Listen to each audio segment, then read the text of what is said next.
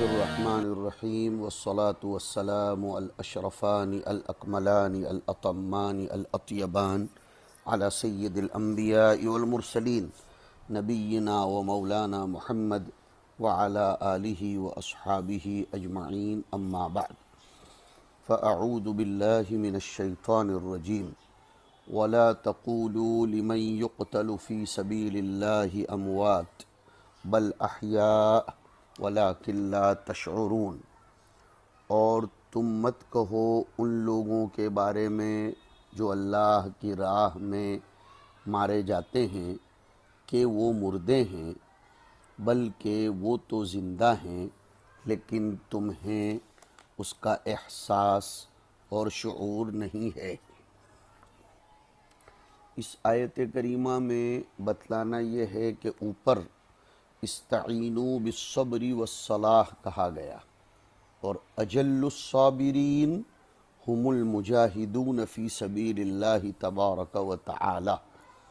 اس لیے اس آیت کریمہ میں فرمایا گیا، خاص طور پر یہ بدر کے شہیدوں کے بارے میں نازل ہوئی تھی۔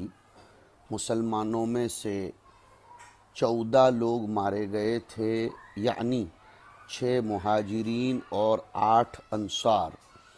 مشرکین اور منافقین آپس میں تبصرہ یہ کر رہے تھے کہ ہؤلاء قد ماتوا وضیعوا علی انفسہم الحیاۃ الدنیا ولذاتها وقد ادعوا انہم ماتوا فی مرضات محمد صلی اللہ علیہ وسلم، کہ یہ لوگ خود اپنے ہاتھوں سے اپنی زندگی کو تباہ و برباد کر رہے ہیں، ملذات دنیاویہ سے اپنے آپ کو محروم کرتے ہیں، اور دوسری طرف یہ دعویٰ کرتے ہیں کہ ہم مرضی محمد میں اپنی جان دے رہے ہیں۔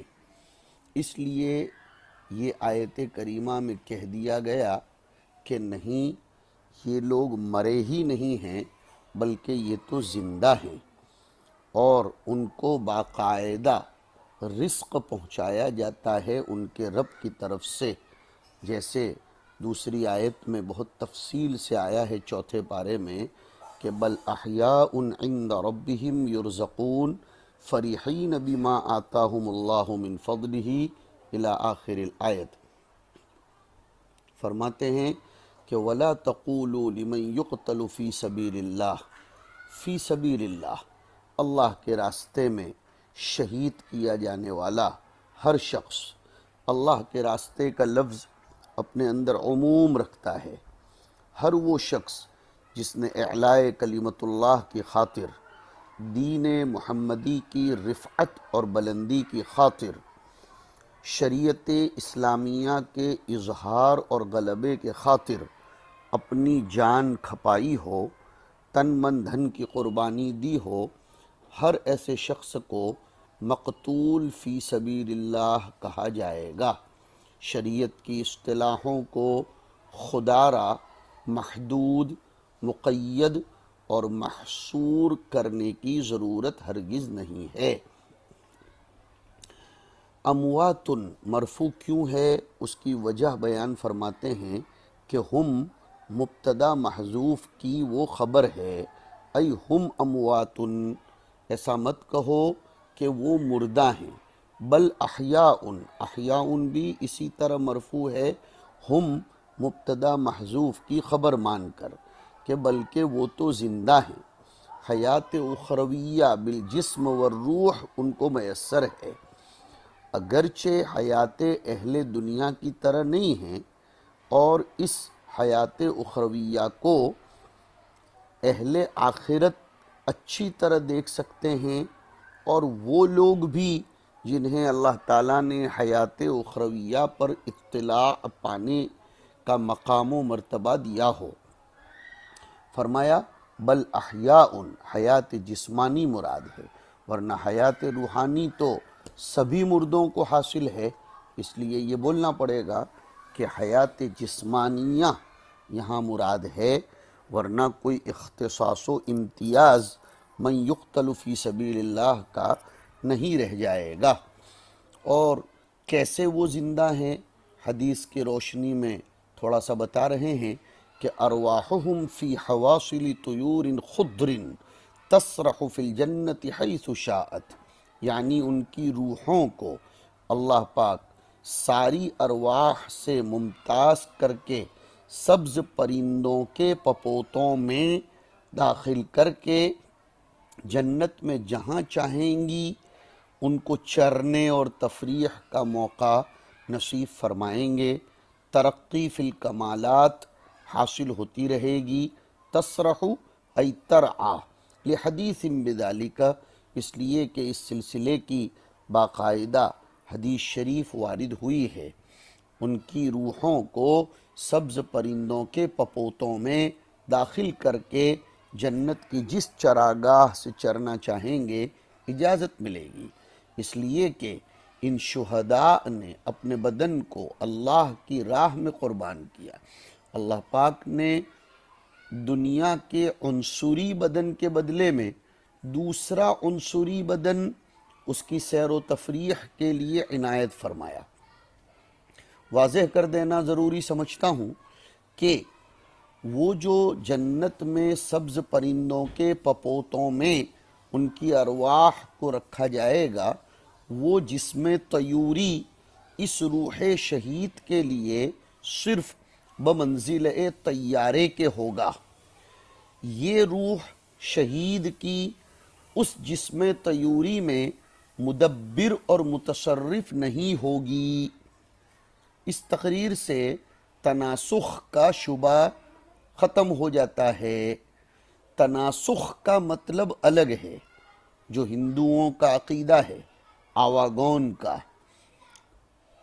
تناسخ کا مطلب تو یہ ہے کہ روح ایک جسم سے جدا ہونے کے بعد دوسرے جسم سے اس طرح متعلق ہو کہ دوسرے جسم میں دوسری کوئی روح ہی نہ ہو اور یہی روح اس جسم کے نشو و نما کا سبب بن جائے۔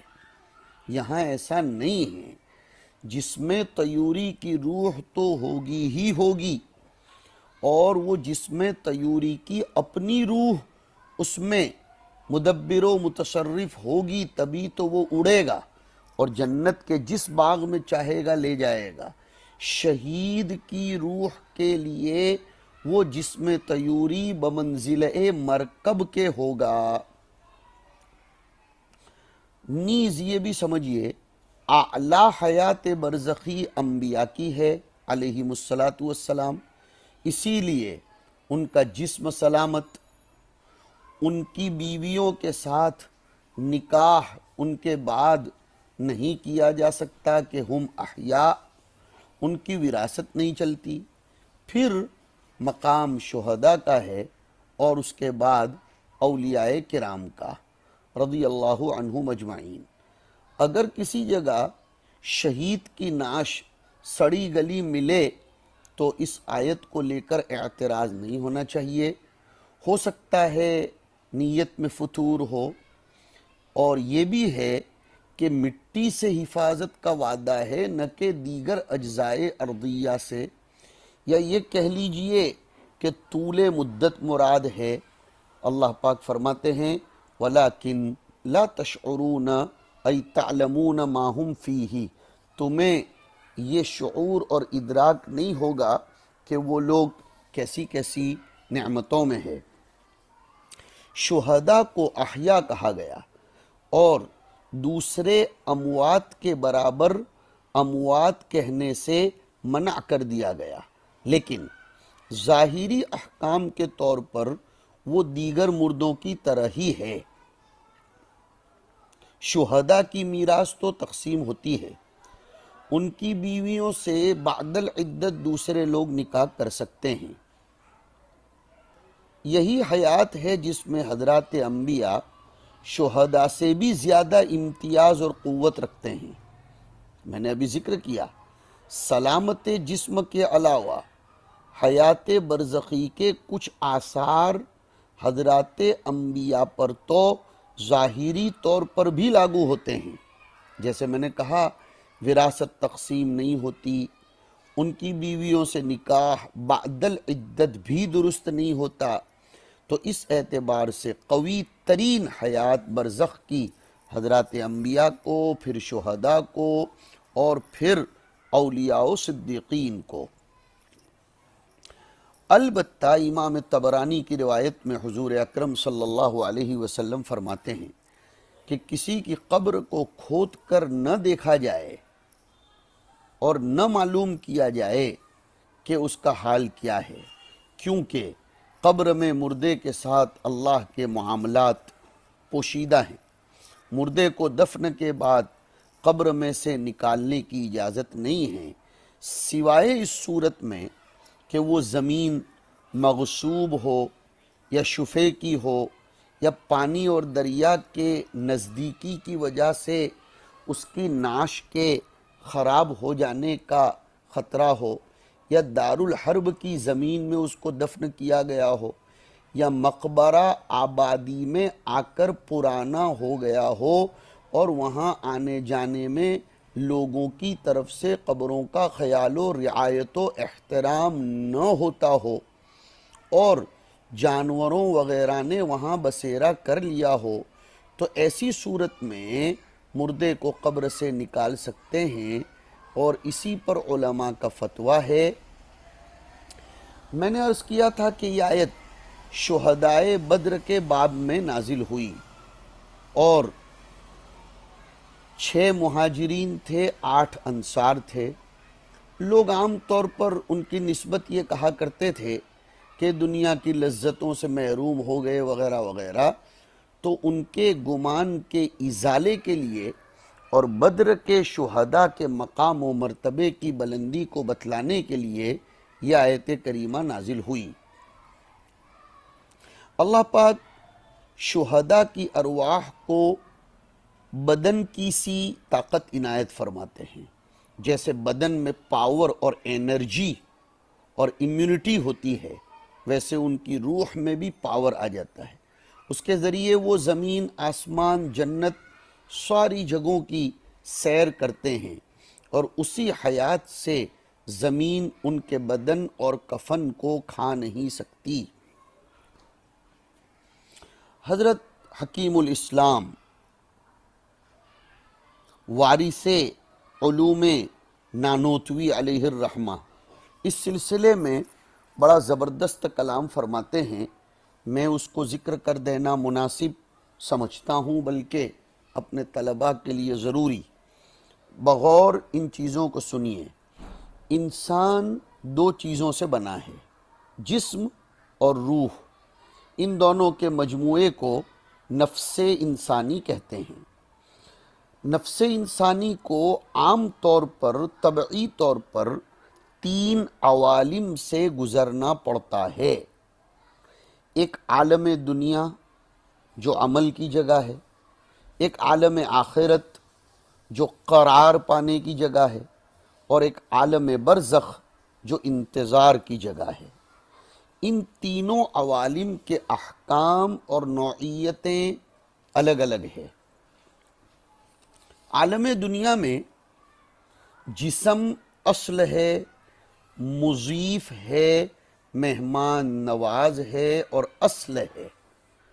روح اس کے تابع ہے، اور جسم کے اثرات کو روح قبول کرتی ہے، روح مہمان بن کر آئی ہے۔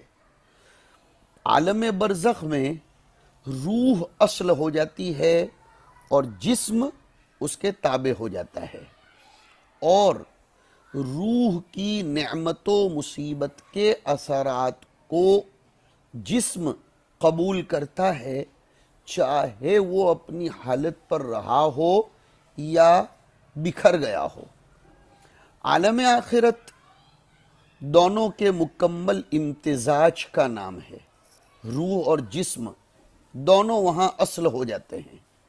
روح اور جسم دونوں اپنے اپنے تأثر میں مستقل ہے، ہر ایک کا اپنا اپنا شعور اور اپنے اپنے فائدے اٹھانے اور اپنا اپنا ادراک و انتفاع ہے۔ روح بھی فائدہ اٹھاتی ہے، جسم بھی فائدہ اٹھاتا ہے، اور دونوں اصل ہے، روح بھی جسم بھی۔ برزخ کی دنیا چونکہ دنیا اور آخرت کے بیچ میں ہے، اس لیے اس کا دنیا سے بھی تعلق، آخرت سے بھی تعلق۔ آدمی برزخ میں رہتے ہوئے آخرت کی جنت و جہنم کا مشاہدہ کرتا ہے، روحانی طور پر ان سے لذت پاتا ہے یا جہنم سے الم محسوس کر کے متألم ہوتا ہے، اور آخرت کے مدبرات کی زیارت سے بھی مشرف ہوتا ہے۔ برزخ میں رہتے ہوئے دنیا کی معلومات سے بھی مستفید اور منتفع ہوتا ہے، دنیا کے لوگوں کے اچھے اعمال، دعا، ایصال ثواب اس تک پہنچتے ہیں، اہل دنیا کی زیارت بھی وہ کرتا ہے۔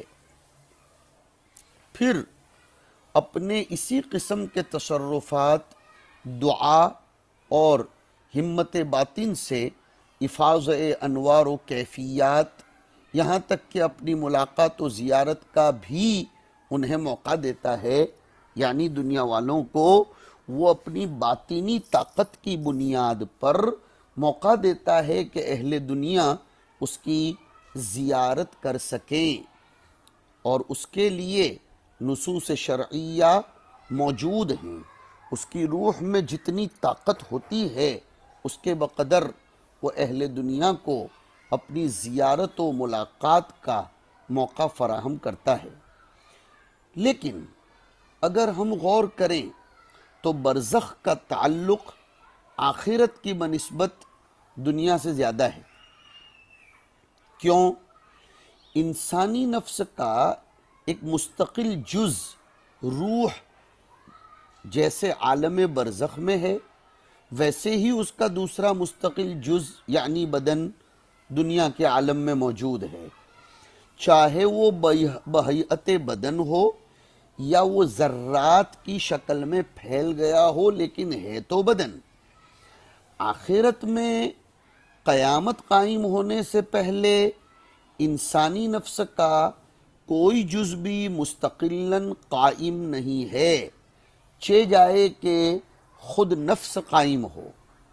یہ بات اور ہے کہ وقتاً فوقتاً اس شخص کو جو عالم برزخ میں ہے، عالم آخرت کے اہم مقامات اور عجائبات دکھلائے جائیں، سیر کرائی جائے، روحانی طور پر وہ ان نعمتوں یا لا سمح اللہ بذالک کلفتوں سے متلذذ اور متألم ہو۔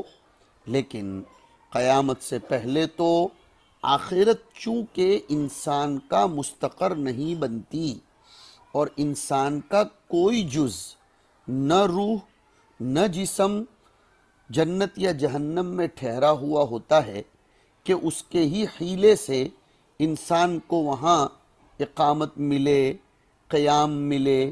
اس لیے اس کے تعلق کی نوعیت بھی صرف ایک مشاہداتی یا جزوی طور پر انتفاعی رابطے اور کنیکشن کی ہے، برخلاف دنیا کے کہ اس میں اس کا نصف حصہ یعنی بدن مقیم ہے، چاہے اپنی حیت پر ہو یا ذرات کی شکل میں ہو۔ اس لیے کہا جا سکتا ہے کہ برزخ کو جتنا تعلق دنیا سے ہے اتنا آخرت سے نہیں ہے۔ اس کا قدرتی تقاضا اب یہ ہوگا کہ برزخی اہل دنیا اور اہل دنیا برزخی افراد سے ملے، برزخی اہل دنیا سے اور اہل دنیا برزخی افراد سے ملیں، زیارت کریں، ان کے احوال و مقامات کو جاننے کے لیے خواہش مند ہوں۔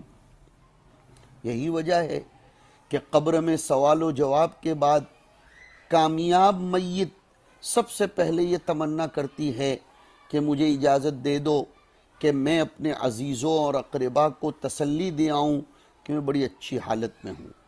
بالفاظ دیگر میں اپنے احوال و مقامات ان کو بتا دوں، جیسے کہ قرآن کریم میں شہداء حق تعالیٰ سے درخواست کرنے کی بات نقل کی ہے کہ ہمارے ان اعلیٰ مقامات کی خبر ہمارے دنیاوی بھائیوں تک پہنچا دو تاکہ وہ بھی اللہ کے راستے میں مر مٹنے کے لیے تیار ہوں۔ اسی طرح برزخ والے دنیا والوں کے احوال معلوم کرنے کے بھی خواہش مند رہتے ہیں، جیسے حدیث میں آیا کہ مرنے کے بعد روح کے برزخ میں پہنچتے ہی میت کے اعزاء، اس کے احباب اس کے ارد گرد جمع ہو جاتے ہیں، اپنے اپنے عزیزوں کے حالات بے چین ہو کر پوچھتے ہیں، یہاں تک کہ ملائکہ کو یہ کہہ کر انہیں روکنا پڑتا ہے کہ اس نئی آنے والی میت کو اور اس کی روح کو دم تو لینے دو، یہ موت کی شدتوں سے چور چور ہو کر آ رہا ہے۔ بہر صورت اس سے آپ نے سنا کہ دنیا والے برزخ والوں سے، برزخ والے دنیا والوں سے ایک دوسرے کے احوال و مقامات پر مطلع ہونے کی یہ خواہش کرتے ہیں۔ وہ اسی بنا پر تو ہے کہ برزخ کا دنیا سے، دنیا کا برزخ سے بہت قریب کا رشتہ ہے۔ ہر ایک کا ایک نصف حصہ دنیا میں ہے اور ایک نصف حصہ برزخ میں ہے۔ اللہ رب العزت کی حکمت بالغہ نے جب عالم دنیا اور عالم برزخ میں اجزاء کی تقسیم کی بنیاد پر فطری طور پر یہ خواہش پیدا کر دی تو اسی کی قدرت کا یہ بھی تقاضا تھا کہ وہ اس خواہش کو سکون پہنچانے کا سامان بھی پیدا فرما دے، ایسے وسائل اور ذرائع مہیا فرمائے کہ برزخ والے دنیاوی مقامات و احوال سے اور دنیا والے برزخی مقامات و احوال سے بلا واسطہ باخبر ہوتے رہیں اور ان مقامات کی معرفت حاصل انہیں ہوتی رہے۔ تو اب سوال یہ ہے کہ وہ کیا وسائل ہیں جن سے اہل برزخ اہل دنیا کی خبروں سے اور اہل دنیا اہل برزخ کی خبروں سے خود بلا واسطہ باخبر ہو سکتے ہیں۔ وہ 5 طریقے ہیں جنہیں انشاءاللہ ہم آپ کو آئندہ نشست میں سنائیں گے۔ مختصراً سن لیجئے۔ نمبر 1 عینی مشاہدہ، نمبر 2 مخبر صادق کی خبر، نمبر 3 صاحب واقعہ کا اطلاع دے دینا، نمبر 4 انکشاف قلبی، اور نمبر 5 قیاس اور استنباط۔ یہ باتیں میں نے حضرت حکیم الاسلام رحمۃ اللہ علیہ کے فرمودات کی روشنی میں ذکر کی ہیں۔ حضرت کو اللہ تعالیٰ نے عجیب علوم و معارف سے نوازا تھا۔ انشاءاللہ ان 5 کی تفصیل بقدر ضرورت آئندہ کل ہوگی۔ اللہ تعالیٰ ہمارے عالم برزخ کو، جو کہ عالم آخرت کی پہلی سیڑھی ہے، درست فرما دے، حسن خاتمہ کی دولت سے مالا مال فرمائے۔ موت کے وقت ہمیں راضیتاً مرضیتاً اطمینان کی کیفیت نصیب فرمائے، اور پھر فادخلی فی عبادی وادخلی جنتی اس کا مژدہ جاں فشاں سناتے ہوئے اپنی بارگاہ میں بلائے۔ وصلی اللہ علی النبی الکریم۔